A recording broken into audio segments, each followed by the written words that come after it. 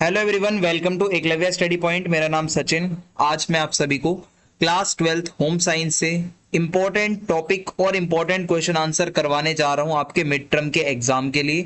और बिल्कुल latest video है ये। चलिए वीडियो को आगे बढ़ाते हैं। अगर आपको कुछ भी पूछना है तो आप इंस्टाग्राम पे मुझे मैसेज कर सकते हैं। यूजर नेम आप सभी के सामने दिया हुआ है।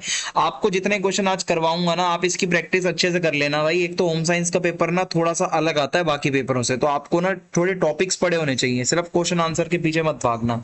और आप अगर हमारे पीडीएफ नोट्स डाउनलोड करना चाहते हैं तो उसके लिए आप हमारा टेलीग्राम चैनल ज्वाइन कर सकते हैं। यूजर नेम आप सभी के सामने लिखा ही होगा। अब यहाँ पे हमारा सबसे पहला टॉपिक हम समझते हैं, वो है कार्य। कार्य का मतलब क्या है? तो कार्य का मतलब होता है वो जितनी भी हम आवश्यक गतिविधियां गतिविधियां यानी कि एक्टिविटी, तो जितनी भी हम वो इंपॉर्टेंट एक्टिविटी करते हैं जो किसी उद्देश्य को प्राप्त करने के लिए हम करते हैं, तो वो हम अपनी एक पहचान बनाते हैं उस काम को करके। जैसे मेरा कार्य है पढ़ाना, तो समाज में मेरी पहचान है एक शिक्षक के रूप में। आपका कार्य है पढ़ना, तो समाज में आपकी एक पहचान है स्टूडेंट के रूप में। तो ये होता है कार्य। कार्य का उद्देश्य क्या होता है? आप कार्य क्यों करते हो? भाई कार्य नौकरी और अनेक व्यक्तियों के लिए आजीविका का साधन होता है ना। आप काम क्यों करते हो? नौकरी के लिए करते हो। और दूसरा है कार्य स्वयं की पहचान को विकसित करने का भी एक साधन होता है। आप जो कार्य करते हो उससे आपकी पहचान बनती है। तीसरा है कार्य आनंद और मानसिक संतुष्टि भी देता है। किसी किसी को काम करना बहुत अच्छा लगता है। और कार्य जो है वो पद, शक्ति और नियंत्रण का भी प्रतीक है। मान लो कोई आईएएस के पद पर कार्य करता है तो उसके पद का उसको एक वो गर्व महसूस होगा ना, शक्ति भी होगी। फिर है कार्य स्वयं विकास व स्वयं की सृजन क्षमता का माध्यम है। आप काम करोगे तो आपके खुद का भी विकास होगा, आपकी क्रिएटिविटी बढ़ेगी। तो आप ना 4 पॉइंट सिर्फ ले लो, ठीक है? ज्यादा पॉइंट याद करने की जरूरत नहीं है, 4 ही उद्देश्य याद रख लो। अब आपको कुछ चित्र दिखाता हूं, आप ये चित्र पहचान लेना अगर पेपर में आते हैं। भारत की जो हस्तशिल्प चित्रकला है, हैंडीक्राफ्ट, तो एक है उड़ीसा की शोला शिल्प, ये जो आपको नजर आ रही है। फिर है कर्नाटका की चन्नपटन की मूर्तियां। फिर है पत्थर की मूर्तिकला राजस्थान। फिर है वारली चित्रकला महाराष्ट्र, ये जो आपको नजर आ रही है। फिर है कठपुतली कला राजस्थान। ठीक है, आगे बढ़ते हैं। अब एक टॉपिक है अगला, कस्तूरबा गांधी बालिका विद्यालय, केजीबीवी। तो ये एक योजना थी जिसको क्या किया गया था, सर्व शिक्षा अभियान के अंतर्गत 2004 में इसको जो है शुरू किया गया था। और ये कहीं ना कहीं भारत सरकार ने जो एक कानून बनाया था राइट टू एजुकेशन का, कि सभी को शिक्षा मिले, तो उसके लिए बहुत ही ज्यादा मददगार साबित हुई। और केजीबीवी विद्यालय में कौन जा सकता है? जो अनुसूचित जाति, जनजाति, ठीक है, यानी कि एससी एसटी और जो पिछड़े वर्ग के लोग हैं, अल्पसंख्यक लोग हैं, उनके जो बालिकाएं हैं, मींस जो उनकी लड़कियां हैं, वो जा सकती हैं। और जो गरीबी रेखा के नीचे परिवार आते हैं, बीपीएल से नीचे जो आते हैं, जो बहुत कम अर्निंग है जिनकी, वो इसमें जा सकते हैं। तो इसका मेन उद्देश्य तो यही था कि जिनका जीवन बहुत मुश्किलों में बीत रहा है उनको शिक्षा प्रोवाइड करना। बीपीएल परिवार हैं जो, भाई जो लड़कियां स्कूल छोड़ देती हैं पैसे की वजह से, तो उनको शिक्षा प्रदान करना। और बालिका यानी कि लड़कियों की शिक्षा की जो दर है ना वो बहुत कम है, तो उस चीज को बढ़ाना। और राइट टू एजुकेशन जो एक्ट था, जो कानून था, उसको लागू करने में इससे बहुत मदद मिली है। अगला है बेटी बचाओ बेटी पढ़ाओ योजना, बीबीबीपी, यानी कि इसको क्या 22/1/2015 को प्रधानमंत्री श्री नरेंद्र मोदी जी ने हरियाणा के पानीपत में इसकी शुरुआत करी थी। इस योजना का मेन यही था कि भाई लड़कियों को जो उनकी भ्रूण हत्या होती है वो ना हो, लड़कियों को पैदा होने दो, उनको अच्छा जीवन मिले, उनको पढ़ाई में सपोर्ट करो और उनको आगे बढ़ाओ और उसको पढ़ाओ भी बच्चे को। तो ये है कि भाई ये बेटी पढ़ाओ मतलब ये जो बेटी बचाओ बेटी पढ़ाओ योजना है, इसको एक तो महिला एवं बाल विकास मंत्रालय का बहुत सहयोग मिलता है, स्वास्थ्य मंत्रालय और परिवार कल्याण मंत्रालय का बहुत सपोर्ट मिलता है, और मानव संसाधन विकास मंत्रालय इसमें बहुत सपोर्ट करता है। इसका मेन उद्देश्य यही था कि भाई एक तो जो कन्याओं की भ्रूण हत्या होती है उसको रोकना, और बच्चियों को भाई शिक्षा मिले, शिक्षा के साथ साथ बच्चियां हर क्षेत्र में आगे बढ़े, लिंग अनुपात में सुधार हो। अभी क्या है, लड़के ज्यादा है लड़कियां कम है, तो ऐसा ना हो, ठीक है। और एक जो पुरानी सोच है समाज की वो खत्म हो। अगला टॉपिक है हमारा सुकार्य की, जिसको हम अर्गोनॉमिक्स भी कहते हैं। तो अर्गोनॉमिक्स का मतलब क्या होता है? ये दो शब्दों से मिलकर बना है ग्रीक भाषा के, अर्गोन और नॉमिक्स। अर्गोन का मतलब होता है काम करना, नॉमिक्स का मतलब होता है प्राकृतिक नियम, किसी भी चीज के नियम। तो होता क्या है कि भाई सुकार्य की क्या है, हम किस तरीके से हमारा शरीर जो है अपने आसपास की चीजों के साथ एक मशीन की तरह एडजस्ट होता है। यानी कि आप अगर कुर्सी पे बैठे हो, तो अगर वो अर्गोनॉमिक्स के अकॉर्डिंग वो कुर्सी बनी होगी तो वो आपको आराम देगी। कुछ कुर्सियां होती हैं जो बहुत आपको तंग करती है, तो वो अर्गोनॉमिकली नहीं बनी होती। तो आपके शरीर की जरूरतों को समझते हुए जो आपके आसपास के जरूरत के उपकरण है, आपका जो एनवायरनमेंट है वो कुछ ऐसा बनाना जो आपको मदद दे। तो कार्यस्थल यानी कि आपके ऑफिस के जो उपकरण होते हैं उसको सुविधाजनक बनाना इसका मेन काम होता है। तो इसमें भाई सुकार्यिकी के अंदर यही आता है कि भाई एक तो आपको जो है काम करने की जो जगह है ऑफिस वो अच्छा हो, भाई वहां पे आपको प्रेरणा मिले। इसके अलावा इसमें यह भी देखा जाता है कि आपके शरीर का आकार और माप क्या है, उसके अकॉर्डिंग आपके शरीर वहां पे जो कमरे में सामान है वो कुर्सी टेबल वैसी होनी चाहिए। ठीक है, तो आप इस तरीके से इसको याद कर सकते हो। इसके अलावा कि भाई आप जब इसको पढ़ते हो इसको अर्गोनॉमिक्स को, तो आपको ये भी देखना पड़ता है कि कितनी देर बंदा उस पे काम करने वाला है, उस जगह पे किस मुद्रा में बैठ के काम करेगा, उसकी शारीरिक क्षमता कितनी है, ये सब ध्यान में रखते हुए अर्गोनॉमिक्स का डेवलपमेंट हुआ था।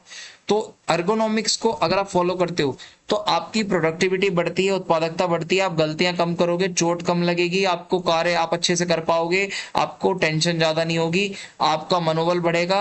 और ये बस इतना याद कर लो आप, 5 से 6 पॉइंट इनफ है।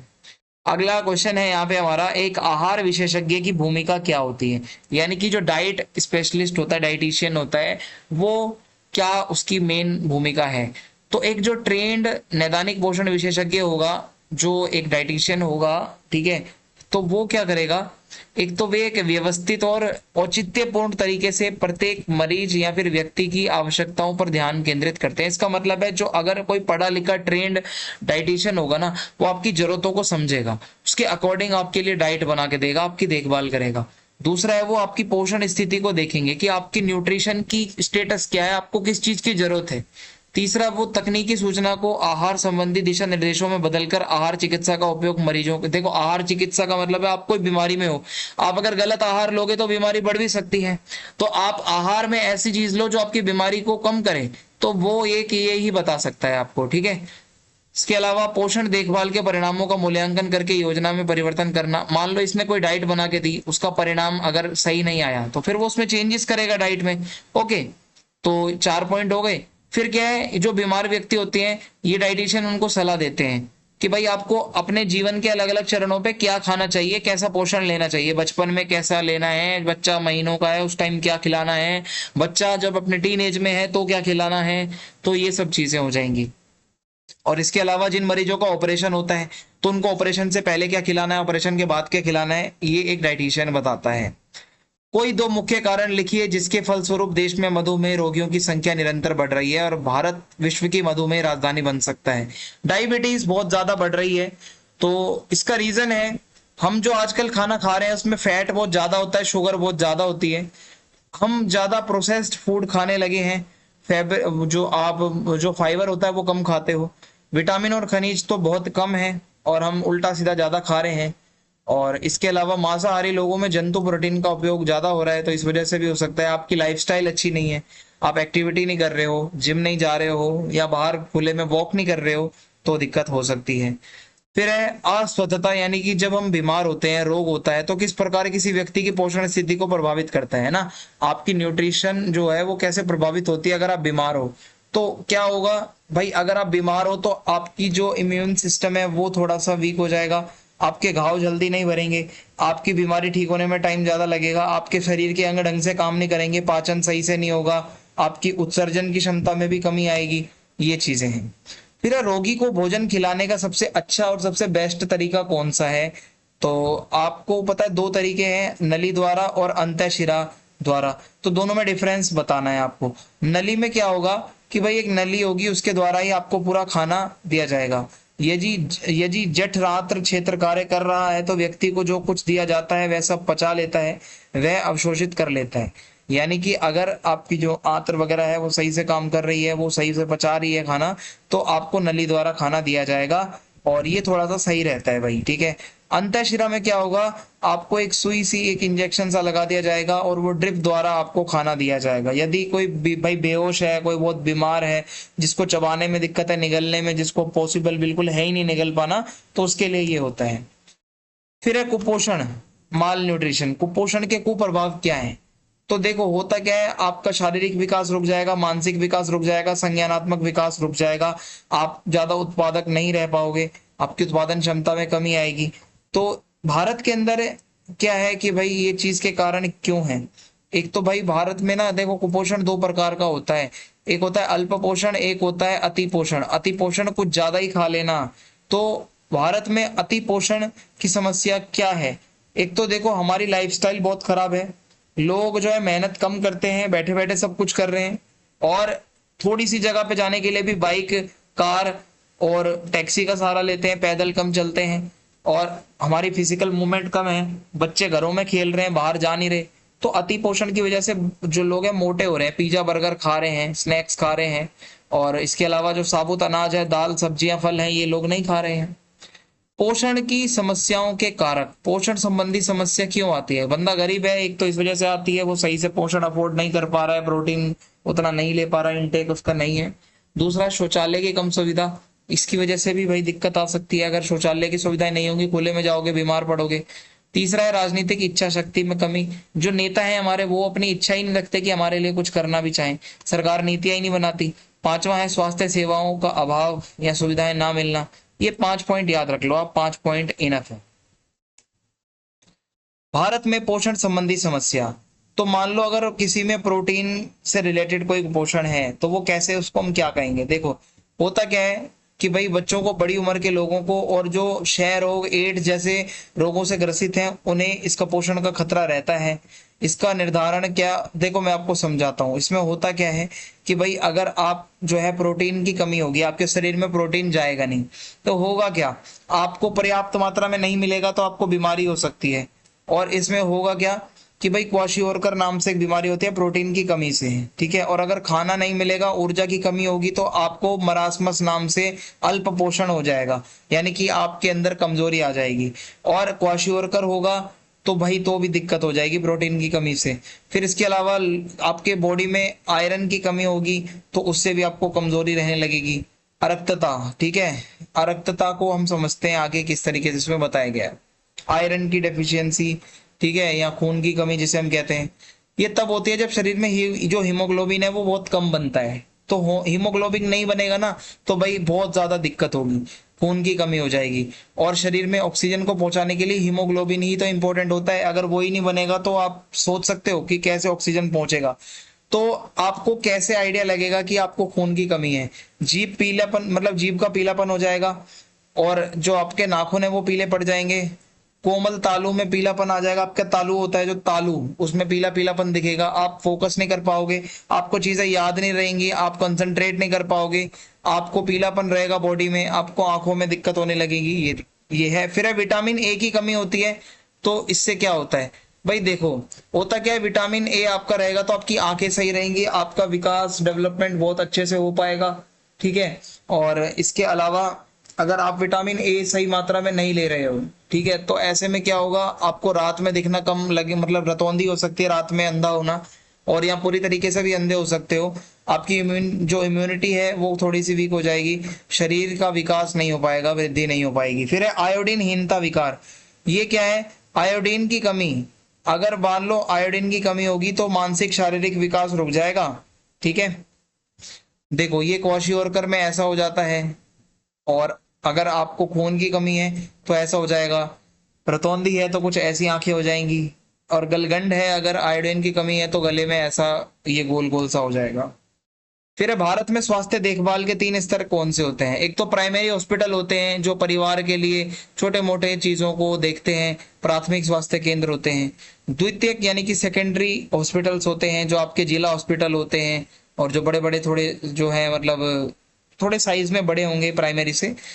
थर्ड लेवल पर जो होते हैं ना, ये बहुत बड़े मेडिकल कॉलेज भी इसमें जुड़े होते हैं, और हॉस्पिटल भी बड़े बड़े होते हैं, जैसे एम्स है, सफदरजंग है, ठीक है। तो इसमें क्या है कि थोड़ा सा एक्स्ट्रा सुविधाएं मिलती हैं, ज्यादा अच्छी।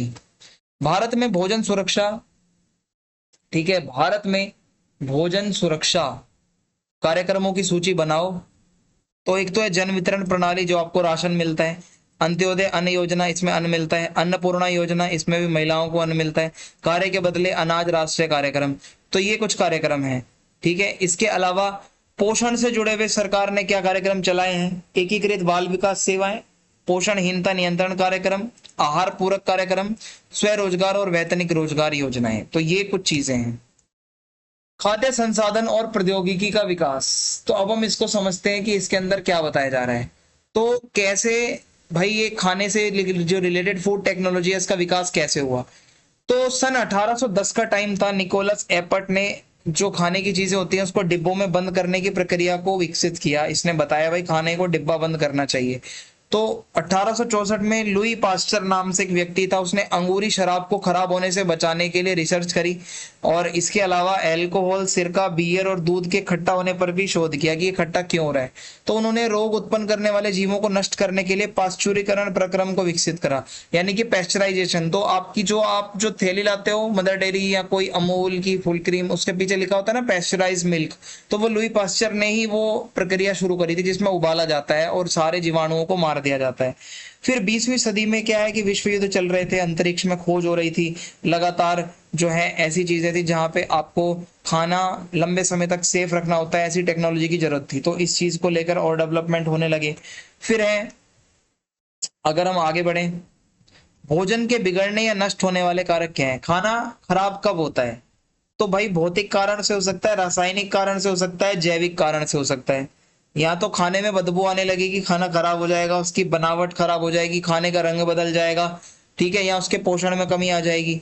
तो होता क्या है कि भाई एक तो कोई कीड़ा पड़ गया हो उसमें, ठीक है, या आप गलत टेम्परेचर में रख रहे हो, गर्मी में रख दिया खाना या धूप में रख दिया या ज्यादा नमी में रख दिया तो खाना खराब हो जाता है।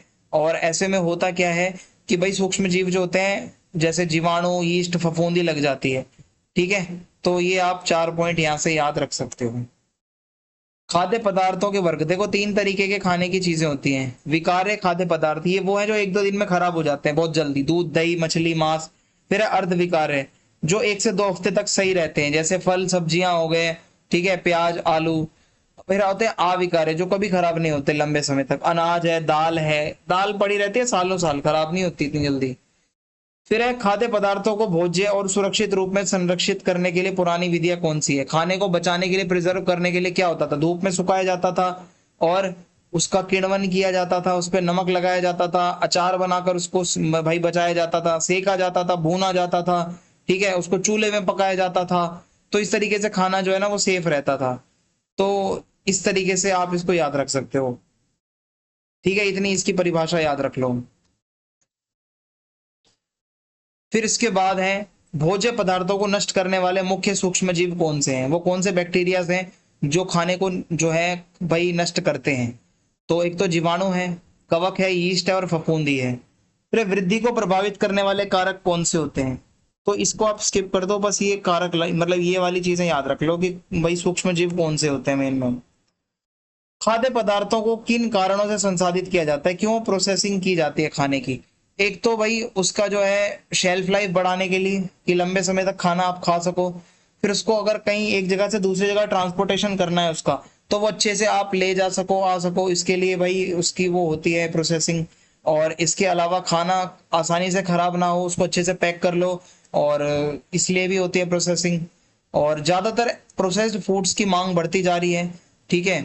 और इसके अंदर ये है कि ऐसे खाद्य पदार्थों की मांग बढ़ रही है जो रसायनों और पीड़कनाशियों और यानी कि जो पैराबिन्स होते हैं, केमिकल्स से मुक्त हो, ऐसा कुछ खाना हो, इसकी जो है डिमांड बढ़ रही है। तो इसलिए फूड टेक्नोलॉजी का भी विकास हो रहा है कि फूड की ऐसी टेक्नोलॉजी है कि केमिकल्स की ज्यादा जरूरत ना पड़े। तो इसके अलावा मैंने आपको, देखो खाना कैसे खराब होता है, खाने को क्या संकट होते हैं, जैविक संकट होते हैं, भौतिक होते हैं, रासायनिक होते हैं। तो ये मैंने आपको समझा दिया है। भौतिक संकट में हो सकता है खाने में बीड़ी सिगरेट चली जाए, बाल चला जाए, पत्थर चला जाए, कील कंकड़ पत्थर, तो इससे खाना खराब हो सकता है, बाकी मैंने आपको समझा दिया है। फिर है खाद्य संदूषण और खाद्य मिलावट किसे कहते हैं। खाद्य संदूषण का मतलब ये होता है कि भाई खाद्य पदार्थ में भंडारण यानी कि स्टोर करते समय या प्रोसेसिंग के समय, पहले या बाद में, उसके अंदर कोई हानिकारक कोई ऐसा केमिकल मिल जाना, तो उससे खाना संदूषित हो जाता है, यानी कि लकड़ी पत्थर वगैरह चला जाना, कोई कलर गिर जाना, ठीक है। और खाद्य के मिलावट का मतलब है खाने की क्वालिटी खराब करना, ठीक है। इसमें क्या होता है कि कुछ मिलावट कर दी जाती है, जैसे दूध में पानी मिलाना, इसका एग्जाम्पल है। फिर उसके बाद है भारत के अंदर खाद्य मानक, यानी कि इसके अंदर आपको ये देखना है कुछ ना निशान होते हैं, जैसे कि ISI मार्क। ये क्या होता है कि भाई बिजली के उपकरणों पर, पानी पर, कॉफी पर, बच्चों के खाने पर ये लगा होता है, ठीक है। इसके अलावा एग मार्क, कृषि से रिलेटेड जो चीजें आती हैं, बेसन, आटा, अनाज, मसाले, घी, उस पर ये लगा होता है। फिर है FSSAI, ये क्या है भाई, ये सबसे इंपॉर्टेंट है। देखो ये क्या है, खाद्य सुरक्षा को नियंत्रित करता है कि खाना कितना सुरक्षित है, उसके ऊपर ये निशान लगा होना बहुत जरूरी है। तो खाद्य पदार्थों से रिलेटेड नियम बनाता है और खाद्यों के लिए विज्ञान आधारित मानक निर्धारित करता है कि भाई कौन सा खाना कितना सही है साइंटिफिकली, और मनुष्य के उपभोग के लिए कितना खाना सुरक्षित है उसको बताता है। और खाना जहाँ बन रहा है वो परिसर साफ सुथरा हो, अच्छा हो, ठीक है। तो ये चीजें देखने के बाद ही FSSAI उस चीज को अप्रूव करता है। फिर है विभिन्न नियम व कानून बनने के बावजूद भी जैविक खाद्य जनित रोग गंभीर चिंता का विषय बनते जा रहे हैं, तो ये आप स्किप कर सकते हो। अब है यहाँ पे हमारा अगला जो टॉपिक है वो है प्रारंभिक बाल्यावस्था देखभाल और शिक्षा को भाई early childhood care and education भी कहा जाता है। प्रारंभिक बाल्यावस्था यानी कि शुरू में जो आपका बचपना होता है, वो जन्म से लेकर 8 वर्ष तक की आयु को हम कहते हैं। जो जन्म से लेकर 3 वर्ष तक, फिर 3 से 8 वर्ष तक, 2 भागों में चलता है आपका जो अर्ली चाइल्डहुड है। तो इसमें क्या होता है, बच्चे के अंदर विकास अलग अलग तरीके से होता है। शैशव अवस्था से लेकर और 2 वर्ष तक की अवस्था होती है। शैशव अवस्था जो है, जन्म से 2 वर्ष तक का जो बच्चा है वो शैशव अवस्था में आता है, और जो अपनी जितनी भी नीड्स होते हैं उसके लिए बड़ों पर निर्भर रहता है, ठीक है। और इसके अलावा टोडलर जो होता है वो 2 से 3 साल का बच्चा होता है जो खुदक खुदक कर चलता है, इसलिए इसको टोडलर कहते हैं। और विद्यालय पूर्व बच्चा वो बच्चा होता है जो कि परिवार के बाहर रह सकता है, कुछ लोगों के साथ, छोटा सा ही होता है। शिशु देखभाल केंद्र क्या होता है, नाम से पता चल रहा है। तो शिशु देखभाल केंद्र एक ऐसी संस्था होती है जो कि बच्चों को घर जैसी ही वो सुविधा देती है अगर माँ बाप उनके मान लो वर्किंग है। तो होता क्या है कि अगर अच्छा शिशु केंद्र होगा तो वहाँ अच्छा भोजन मिलेगा, आराम करने की अच्छी सुविधा होगी, मनोरंजन होगा, शिक्षा भी थोड़ी बहुत दी जाएगी अनौपचारिक बच्चे को खेल खेल में। छोटे बच्चों के देखभाल करता से जो बच्चा वहां मतलब जाएगा, उसकी जो भी टेक केयर करता है, केयर टेकर होगा, उससे क्या एक्सपेक्ट करोगे कि वो खेल खेल में बच्चों को सिखाए, बच्चों को इंटरेस्टिंग बातें बताए, पढ़ाए, बच्चों को काम करवाने का अवसर दे और बच्चों की क्षमताओं को समझे, ठीक है। और बच्चों को जो है भाई अच्छे से मतलब वहां पे उसका एंटरटेनमेंट करे, इतना ही बस याद रख सकते हो आप। तो फिर इसके बाद है कि आयोडीन की कमी से शारीरिक और मानसिक रूप से व्यक्ति कमजोर होता है। भाई कुपोषण बहुत ज्यादा है भारत में आज भी, लड़कियों का अनुपात घटता जा रहा है, लड़के जो है संख्या में ज्यादा हैं।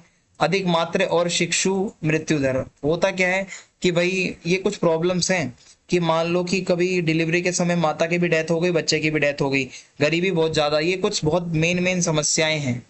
फिर है संवेदनशील समूह किसको कहते हैं, यानी कि वो समूह जो बहुत ज्यादा संवेदनशील है, बच्चे, युवा और वृद्धजन।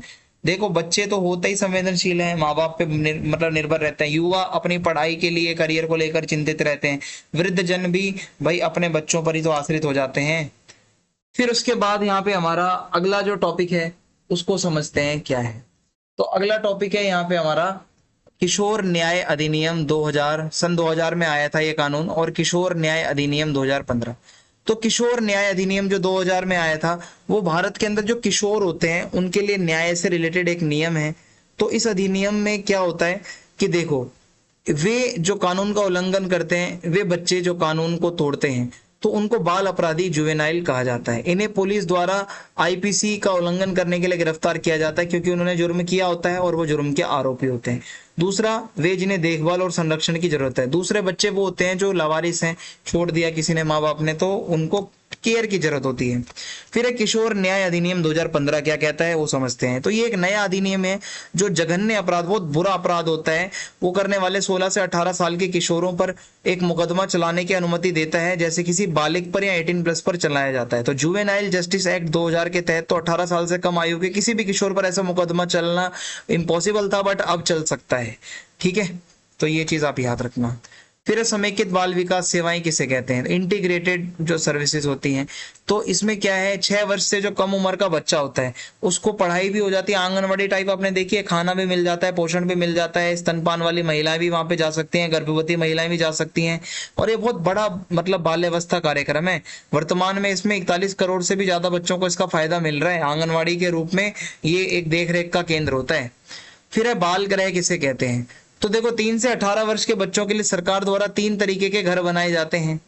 पहला होता है प्रेक्षण गृह, जहां बच्चे अस्थायी रूप से अपने माता पिता का पता लगाए जाने के तक वहाँ पे जो है रहते हैं। जब तक अगर कोई किसी का माँ बाप नहीं है उससे पूछेंगे, पूछताछ करेंगे, जब तक उसको यहाँ रखेंगे बच्चे को। विशेष गृह, जो बच्चे कानून का उल्लंघन करते हैं, जो किशोर होते हैं 18 से कम वाले होते हैं, उनको हिरासत में रखा जाता है। किशोर या बाल गृह, यहाँ उन बच्चों को रखा जाता है जिनके परिवार का पता नहीं चल पाता अथवा जिनके जो अभिभावक हैं, पेरेंट्स हैं, वो मर गए होते हैं या उनको वापस नहीं लेना चाहते होते हैं। युवाओं की जरूरतें क्या हैं? भाई देखो, आप भी युवा हो, हम सब युवा हैं। युवाओं को अच्छी शिक्षा चाहिए, अच्छी ट्रेनिंग चाहिए, अच्छा रोजगार चाहिए, तरक्की करनी है। युवाओं को अच्छा घर चाहिए, आश्रय चाहिए, स्वच्छता चाहिए, अच्छी स्वास्थ्य सेवाएं चाहिए। युवाओं को चाहिए उनकी बातों को सुना जाए, शोषण वगैरह ना हो उनके साथ, समाज में उनको अच्छी नजर से देखा जाए। युवाओं को खेल भी खेलना है, युवाओं को शारीरिक शिक्षा भी देनी है। भाई युवाओं की जो है यहाँ पे अगर देखोगे, उनको मतलब थोड़ा सा मनोरंजन भी चाहिए, ठीक है। तो ये सारी चीजें, युवाओं को संस्कृति का भी जो है मतलब युवाओं की बहुत ज्यादा जरूरत होती है कि उनको संस्कृति का भी ज्ञान मिले। फिर है एनएसएस, आपने इसका नाम सुना होगा स्कूल में। ये क्या है? सामाजिक कार्य करने वाली एक संस्था है एनएसएस। भारत में जो 11-12 के बच्चे होते हैं वो एनएसएस को ज्वाइन करते हैं, फिर आगे कॉलेज में भी एनएसएस ज्वाइन करते हैं, समाज के भलाई के लिए कार्य करते हैं। राष्ट्रीय सेवा योजना एनएसएस, तो इसमें क्या होगा? वृक्षारोपण करना, पेड़ लगाना, सड़कों की मरम्मत करवाना, और जो है विद्यालय की इमारत को साफ करना, तालाब को साफ करना, और इसके अलावा जो है खरपतवार को निकालना, गड्ढे खोदना, पेड़ लगाने के लिए गड्ढे खोदना। और इसके ये इतने ही पॉइंट याद रख लो बस, आप काफी हैं। किन कारणों से वृद्ध जन संवेदनशील होते हैं? जो वृद्ध लोग होते हैं, जो बूढ़े लोग हैं, वो इतने संवेदनशील क्यों होते हैं? क्योंकि देखो भाई, वो कमा तो नहीं सकते, तो अपने बच्चों पर निर्भर रहते हैं, थोड़ा सा अलग होते हैं, अकेलापन फील करते हैं, तो दूसरों पर कभी कभी उनको लगता है हम बोझ तो नहीं बन रहे। इनकी शारीरिक शक्ति भी कम होती है, उम्र बढ़ने के साथ साथ बीमारियां भी आ जाती हैं। और इसके अलावा बड़े बड़े शहरों में तो बूढ़े माँ बाप को घर से भी अलग कर दिया जाता है। पहले की तुलना में क्या है, माँ बाप की उतनी इज्जत लोग नहीं करते, तो इनको बहुत दिक्कत आती है, ठीक है। और तो इनकी आंखें भी कमजोर होने लगती है, मोतियाबिंद भी हो सकता है, अंधापन भी आ सकता है, और थोड़ा नर्वस सिस्टम वीक हो जाता है, गठिया हो सकता है। तो ये बुढ़ापे में समस्याएं आती हैं। अगला टॉपिक है हमारा, विकास संचार किसे कहते हैं? तो ये संचार की ही एक कम्युनिकेशन की प्रक्रिया है जिसका मेन मकसद होता है सामाजिक, आर्थिक और सांस्कृतिक विकास को बढ़ावा देना। इसका उपयोग सरकारी और एनजीओ जो होते हैं वो क्या करते हैं? जनता को जागरूक करने के लिए, शिक्षा फैलाने के लिए करते हैं। तो विकास संचार में एक तो जन जागरूकता को बढ़ाना इसका मेन उद्देश्य है, शिक्षा को बढ़ाना और लोगों के जीवन को बेहतर बनाने के लिए एक पॉजिटिविटी का संदेश देना, और इसके अलावा विकास के लिए बनाई गई नीतियों को लोगों तक पहुंचाना और बताना। इसमें radio, TV, print media, internet जैसे माध्यमों को आप यूज कर सकते हो अपने संदेश को पहुंचाने के लिए। फिर है सामुदायिक रेडियो किसे कहते हैं? Community radio. तो ये एक ऐसा रेडियो स्टेशन होता है भाई जो किसी विशेष समुदाय के लोग चलाते हैं। इसका मेन है कि उस समुदाय को क्या चाहिए, क्या उनकी समस्याएं हैं। तो सामुदायिक रेडियो में एक तो स्थानीय समुदाय पर ये पूरा फोकस्ड होता है, कोई भी किसी जगह का समुदाय है उसके रिलेटेड बातें होंगी। और सामुदायिक रेडियो में कार्यक्रम बनाने से लेकर उसके प्रसारण तक समुदाय के ही लोग शामिल होते हैं, इसलिए ये समुदाय की आवाज होता है। और इसका उद्देश्य होता है शिक्षा, स्वास्थ्य, सामाजिक मुद्दों, पर्यावरण, स्थानीय मुद्दों को लेकर वहां पे जानकारी देना, लोगों को जो है सशक्त करना। फिर है यह आमतौर पर गैर व्यावसायिक होता है। सामुदायिक रेडियो से कोई पैसा नहीं कमाता, मुनाफा कमाना नहीं, बल्कि सिर्फ समाज को इन्फॉर्मेशन देना इसका काम है। स्थानीय भाषा और संस्कृति, तो सामुदायिक रेडियो में स्थानीय भाषा, लोकगीत, सांस्कृतिक कार्यक्रम वगैरह भी चलाए जाते हैं जिससे एक जुड़ाव महसूस हो। तो आप ये टॉपिक्स करके चले जाना। वीडियो पसंद आई है, चैनल को सब्सक्राइब करें, लाइक करें, वीडियो को शेयर करें अपने दोस्तों के साथ। जय हिंद, जय भारत।